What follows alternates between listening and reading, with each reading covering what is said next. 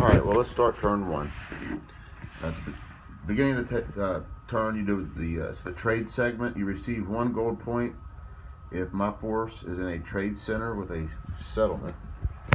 I don't have any trade centers with a settlement, but that's what makes that tasty. So we don't do nothing. The second segment, I can recruit units, but I have not enough gold. And now it's the movement segment. Now, if you're making a land move, you just move one space to the next. But I'm going to be making a sea movement. To make a sea movement, you roll a d6, and you have it, and that's how many sea spaces you can move. 3. So I can move 2 spaces. So what I'm going to do is I'm going to move up here, 1, 2 into Scotland.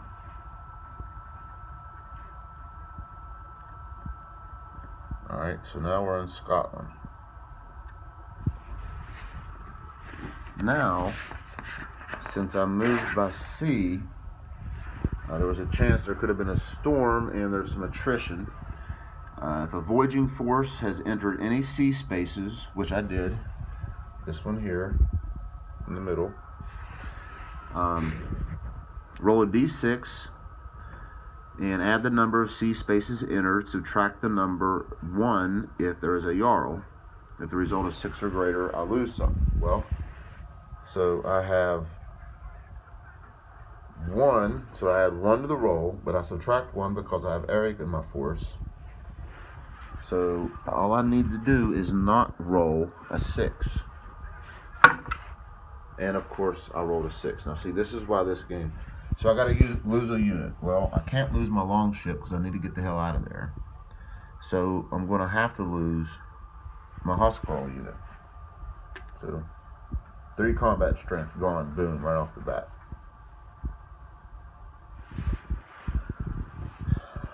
Next phase of the game would be the card.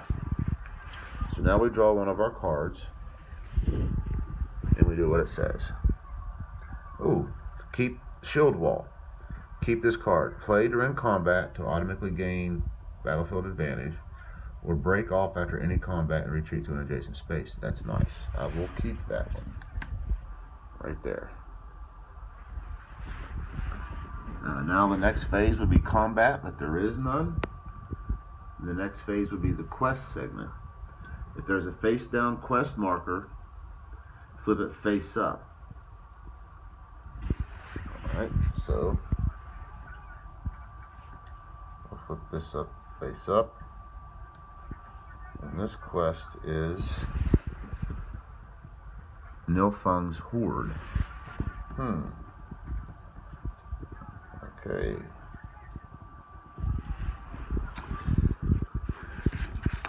Let's see, roll 18.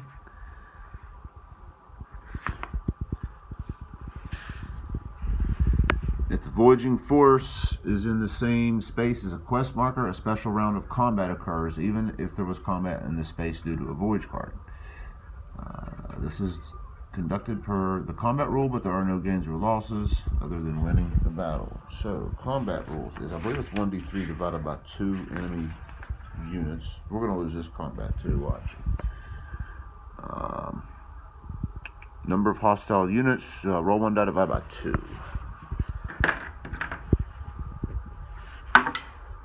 Oh, wow. 1 unit. So we'll randomly draw this one. So we're going to be fighting these guys at combat strength 3 right here in Scotland. Now we roll to see who has tactical advantage. I'm going to roll red for the up forward and white for my side. I get +1 because I have Eric and he's elite. That plus symbol beside of him. So red wins tactical advantage. That means they go first in combat.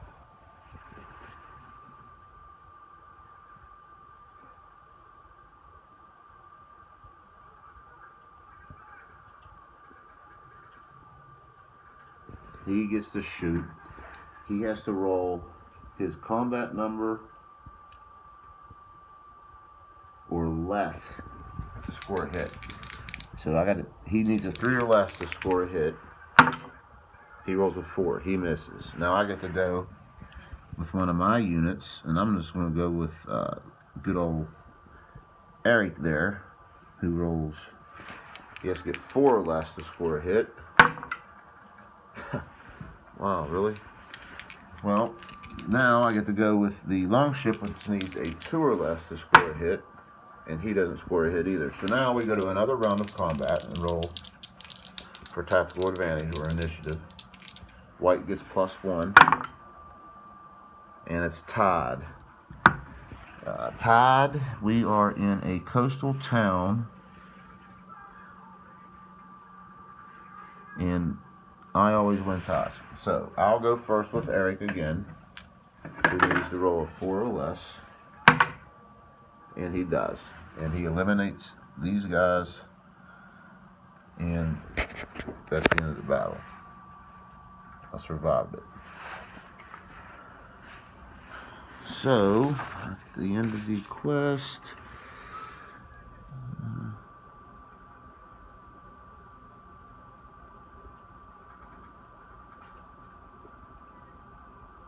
I have accomplished it, and that's Nilfang's Horde. Roll 1 die and add your ETA level, which is 0, and gain that amount of gold. Alright, so I get a 1d6 worth of gold. Ah! I get 1 gold for all of that. That's, you see, that's the problem with these mini games, is it's too... the differences between what you roll are too random, too much. And there's not enough detail, and there's not enough depth. I believe this game could be an awesome game with a little bit more development, detail. But anyway, so that's what we got. So after that segment is the pillage or settle. Well, I'm going to pillage because I get a bonus. So I'm going to pillage Scotland. Let me look up the rules real quick to make sure I got them right. Declare pillage, roll a die, and for a town, receive half that number and place a pillage marker. Alright, so we get us a pillage marker. So we have pillaged Scotland. Is now pillaged. Eric and his longship are sitting there. That's one of the quests I've completed. And I roll a d6 and get half that number of gold. I get 2. So now I've got 4 gold.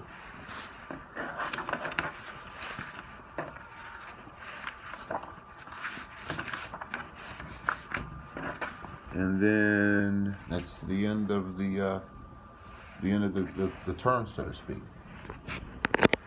So the beginning of the next turn will be the movement and so forth. At this point, I'm probably just gonna, I don't know.